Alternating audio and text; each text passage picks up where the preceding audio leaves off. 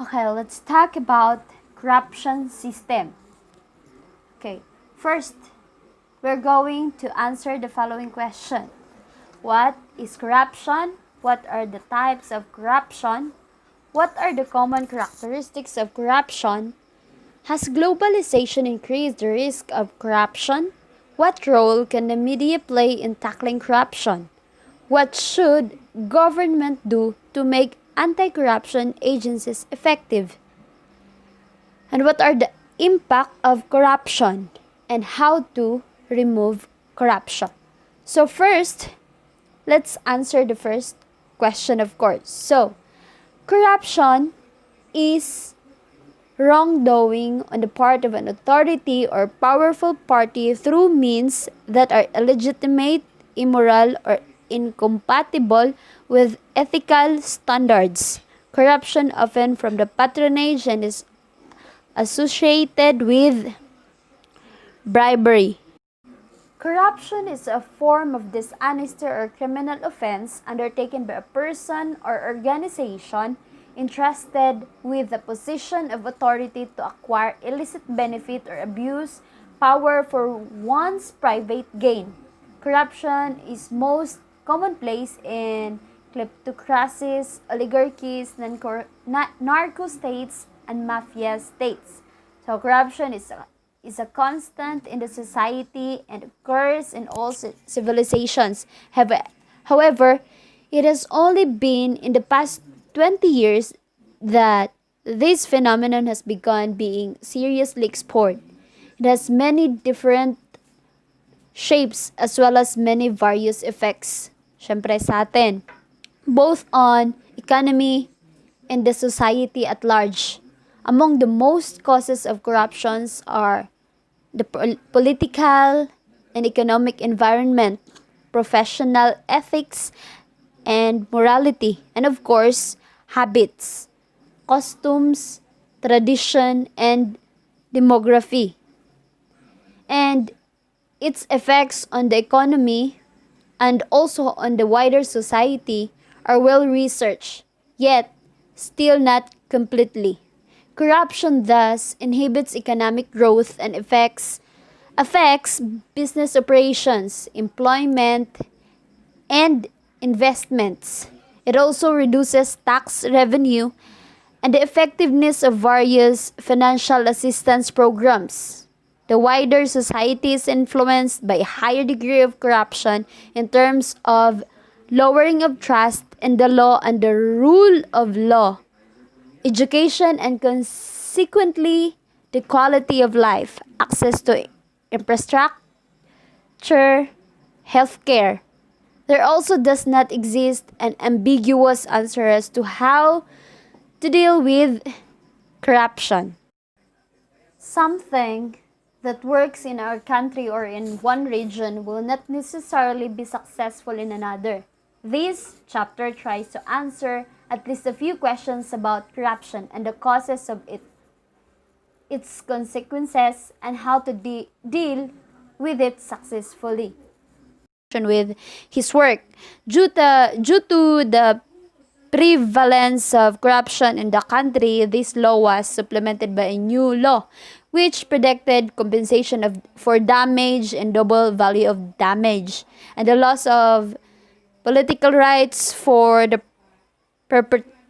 perpetrator of corruptive act. However, this did not help alleviate corruption, especially due to the fact that corruption was most practiced by the members of the Senate and senior state officials, both in Rome itself and in the remote Roman provinces. So the early Christian faith condemned corruption, yet corruption later also developed greatly in ecclesiastical structures and achieved its peak with the selling of indulgences in Middle Ages, all until the condemnation of the latter as well as of other immoral acts of the clergy with the Pope and the head by Martin Luther.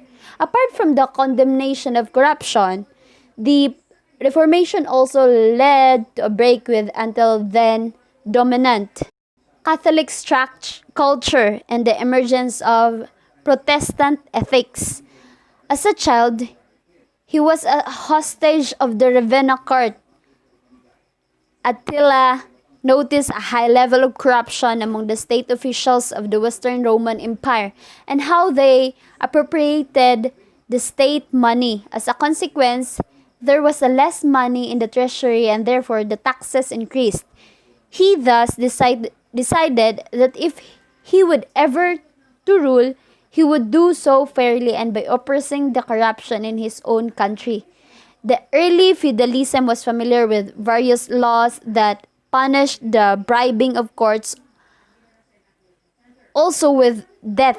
Later, when the developed feudalism again turned to the Roman law, a number of laws, Dusan's Code, Mirror of the Swabians, discussed the abuse of position. Then, in late feudalism, countries became virtually helpless in the fight against corruption, as illustrated by the case of France, which in 1716 established a special court in which should rule in cases of abuse of royal finances. However, these abuses, embezzlement, extortion, bribery, scams, etc., were so extensive that the court was abolished and a general amnesty introduced in 1717 made some forms of corruption quite a tradition. So, murag ko na lang, normal, or nagiging tradition na lang.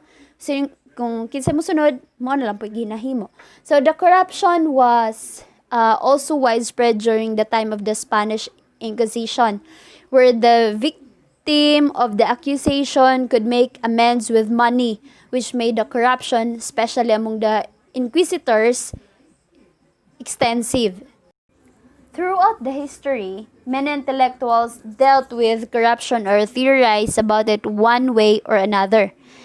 Machiavelli had a low opinion on republics, considering them even more corrupt than other regimes. And according to him, corruption leads to moral degradation. But education and bad faith, on the other hand, however, the great philosopher, diplomat, and lawyer Sir Francis Bacon was known both for receiving bribes and taking them. When he reached the highest judicial position in England, he was caught in as many as 28 cases of accepting a bribe and defended himself before the parliament by saying that he usually accepted a bribe from both parties involved in the dirty money. Therefore, did that affect his decision? The parliament did not accept these arguments and sent him to the jail, where he spent only a few days as he was able to bribe the judge. Thus, although the corruption has been occurring in society ever since, it has only been given more attention in the recent period. The researches on the phenomenon and its negative impact have become more common after 1995, when countries and international institutions began to be aware of this problem. The attitude of the public toward corruption was, until then, neutral. In 1998, Kaufman and Gray found that bribery is widespread, especially in the developing and transition countries. There are, however, significant differences between and within regions. Bribery increases transaction costs and creates insecurity in the economy. Bribery usually leads to ineffective economic results. In the long term, impedes foreign and domestic investments, reallocates talents due to income, and distorts sectorial priorities and technology choices. For example, it creates incentives for contracting major defense projects or unnecessary infrastructure projects, but does not encourage investments in rural specialist health clinics or in preventive health care. This pushes components into the underground outside the formal sector weakens the state's ability to increase revenue and leads to increasing tax rates as too little tax is taken, which is levied on less and less taxpayers, consequently diminishing the state's ability to provide enough public goods, including the rule of law. So bribery is unfair as it imposes a regressive tax, which heavily burdens, in particular, commercial and service activities performed by small businesses. So corruption destroys the legitimacy of the state. Daghang mga researchers and institutions na nag-imbestiga about corruption and sa mga impact sa microeconomic and macroeconomic indicators through various forms of corruption as well as its connection with local customs and habits. And kung sa epekto sa corruption sa everyday lives of people nato, mga tao. So, kadaghanan nga studies, mainly ang ilang analysis sa corruption dako kaayo sa growth, investments, employment, tax revenues, and foreign investments, o sa corruption in relation to politics. Grabe. But corruption is not a weakness of people, but of institutions, supervisory and other, as they should be the ones to obstruct the greed and temptation of individuals within them. Although corruption differs from country to country, it is possible to identify some of the key common driving forces that generate it. What is common to all countries, which are among the most corrupt, has been identified. All of them are developing countries or countries in transition. Yung with my rare exceptions, low-income countries. Most countries have a closed economy. The influence of religion is visible. Protestant countries have far the lowest level of corruption, low media freedom, and a relatively low level of education. So, yan.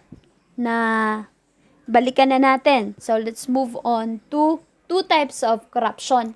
Ano ba to?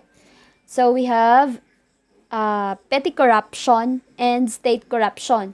So, alamin muna natin kung ano yung petty corruption. So, petty corruption refers to everyday abuse of entrusted power by low and mid-level public officials in their interactions with ordinary citizens who often are trying to access basic goods or services in places like hospitals, schools, police departments, and other agencies. While state corruption, sa political corruption law and legal definition, political corruption can be of two forms. The first one is which includes both accumulation and extraction, and where government officials use and abuse their hold on power to extract from the private sector, from government revenues, and from the economy at large. So, sa kaganina-gani sa atong nabalikan, no, nabanggit na pud nato ni siya.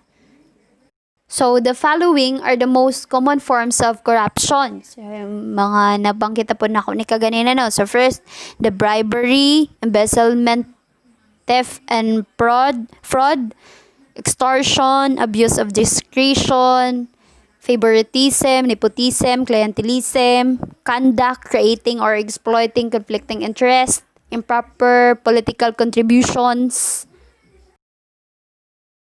What are the common characteristics of corruption? First, we have gap between group and individual interest. Two or more parties, since one can hardly be corrupt with one's own self.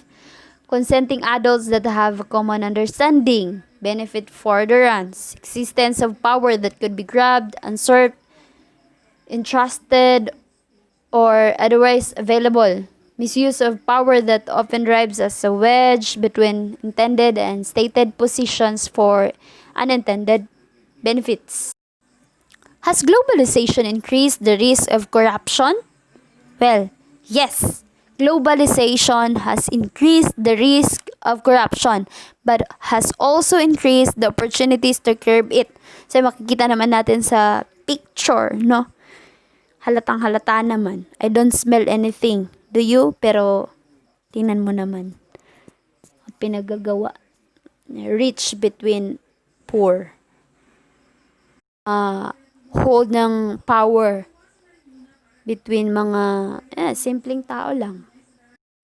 Ano bang role ng media in tackling corruption? What role can the media play in tackling corruption ba?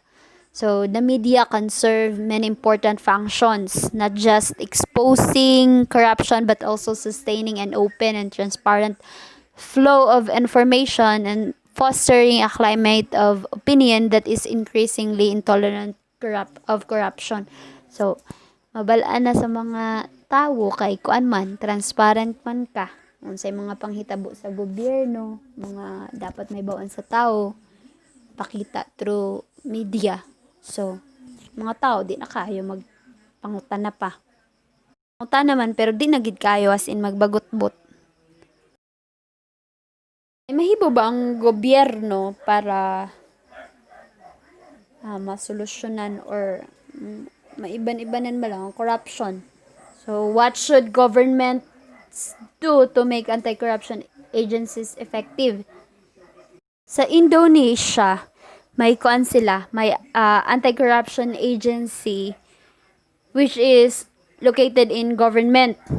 If it reports to the office of the Prime Minister, for example, it can be used as a weapon against political opponents. Kuan siya, completely independent body nga anti-agency. So, sila ginadependehan. Kaya, kung unsay nakita nila nga pagkukulang or mali sa panggobyerno, ilahan ng kuanan para masolusyonan dayon.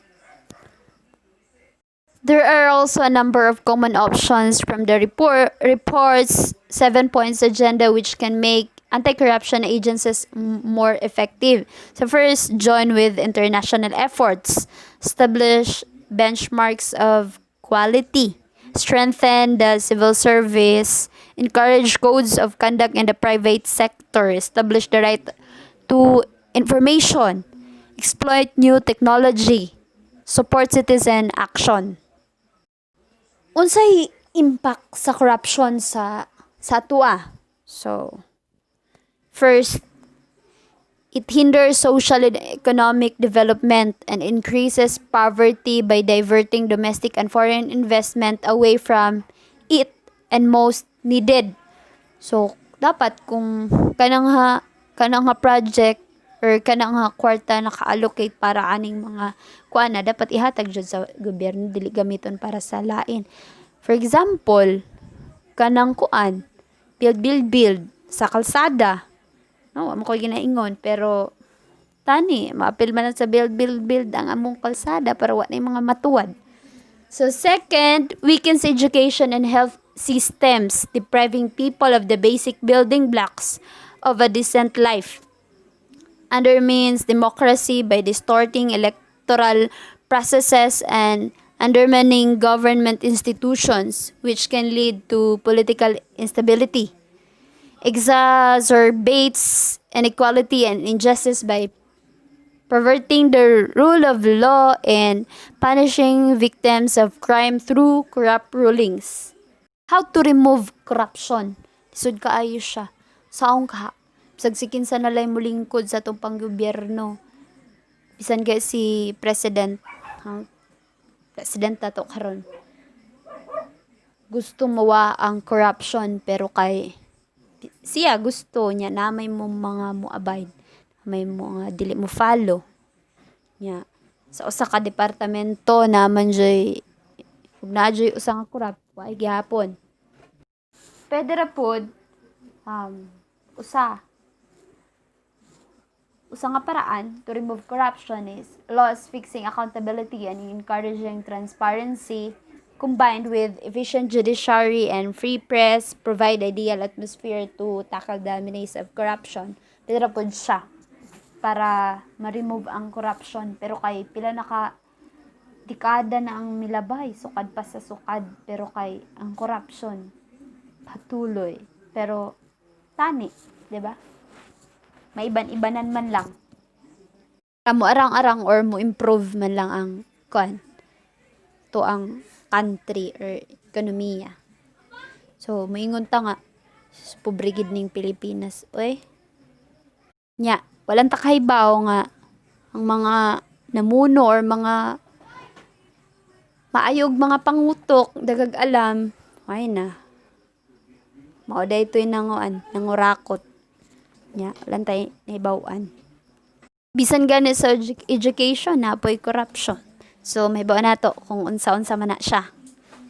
So nabala nato no ang corruption refers to the practice of misusing one's power and position to achieve various illegal ends, abuse of entrusted power for private gains.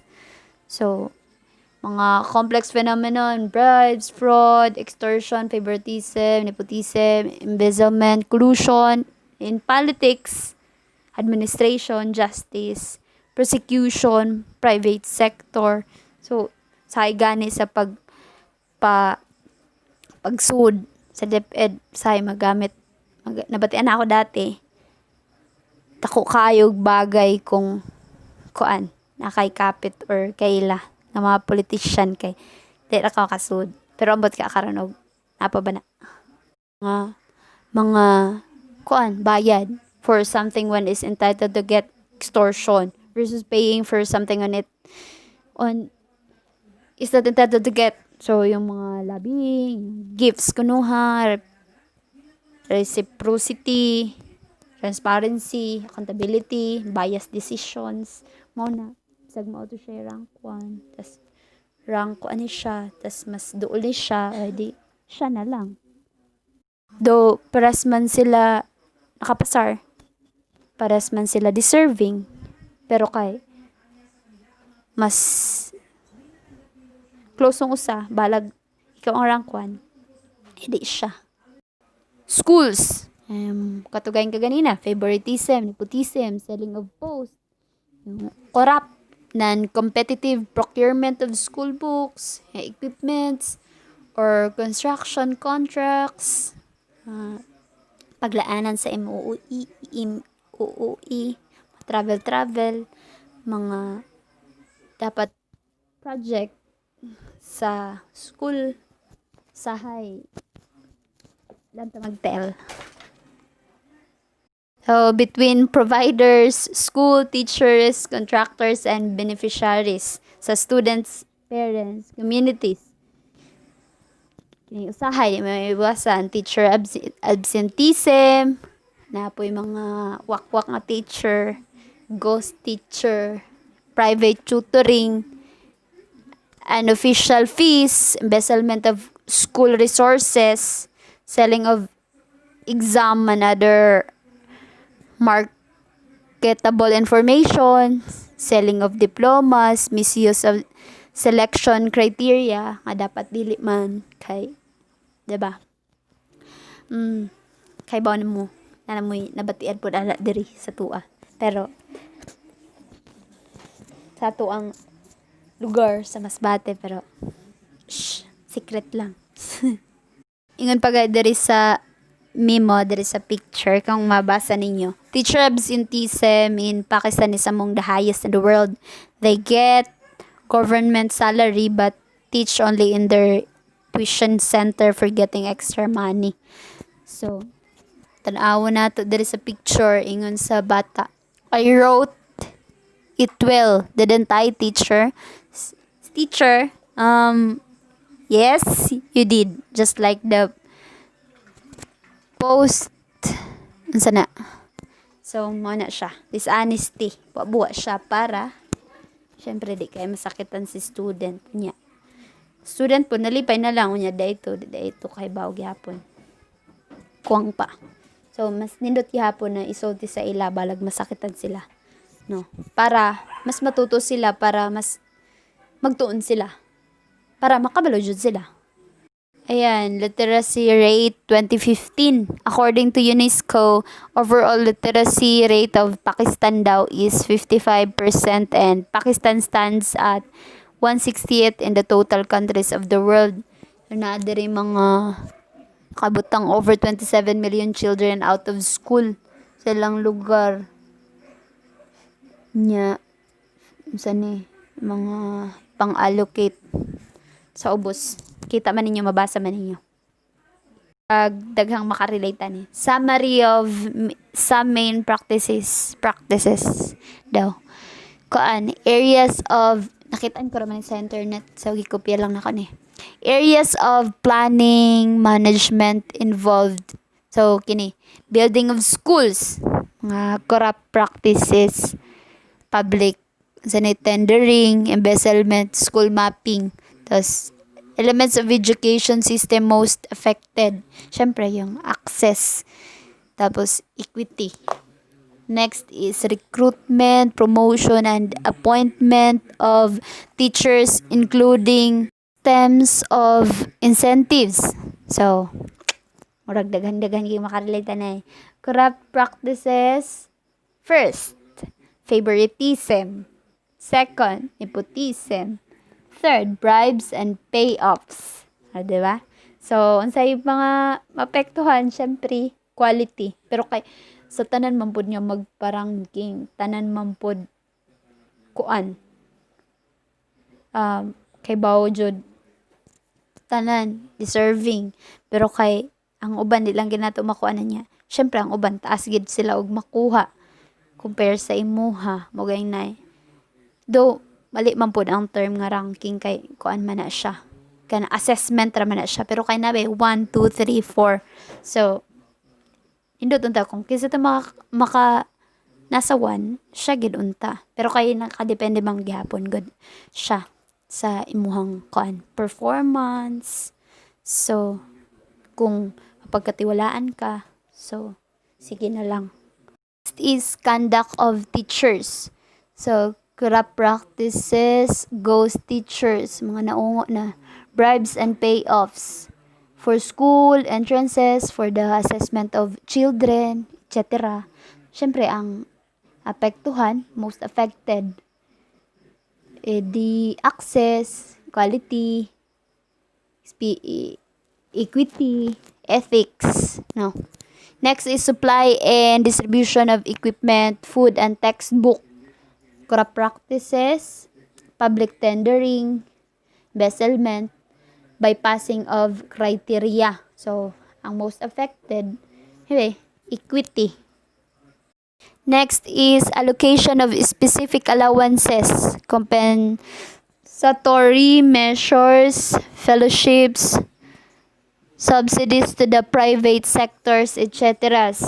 Corrupt practices, favoritism, nepotism, bribes, and payoffs, bypassing of criteria. So, ang most affected, access, equity. Is examinations and diplomas. So, corrupt practices, selling of information, para makapasar, ihatagda ng question. Favoritism, nepotism, bribes, and payoffs, academic fraud. So, ang most affected, equity, ethics. Murag mga normal na lang kayo, no? Pero, yun. Normal na lang kayong nangyayari. So, sa mga consequences.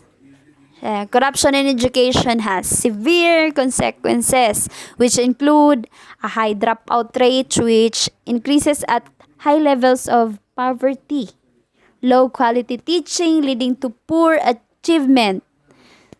Yun. A system susceptible to adverse political influence, inequality between rich and poor, preventing entire generations from pursuing a meaningful future amongst other. quota and reservation system. Ano siya? So, some challenges are addressing corruption openly can lead to unintended effects. So, raising awareness of child abuse in schools alone could incite parents to withdraw their children from school. Pero, mga parents, alam mo lang po ikoan. Second, control versus motivation. So, too much focus on increasing controls may breed mistrust and undermine the intrinsic motivation of teachers and staff in the sector. Third, decentralization. It may not necessarily facilitate anti-corruption efforts, but instead it may create new opportunities for local corrupt behaviors that may be more difficult to control. So, last is holistic approach. So, anti-corruption efforts in education are a key aspect in the overall fight against corruption. But they may go up in smoke if not echoed by more effective prosecution and sanctioning of corrupt cases. Banggit kaya na to kaganina unsaon pag-control sa corruption. So, anti-corruption policies, mga polisiya, no? Para maiwasan. Vigorous punishment. Kung naghimo ka na,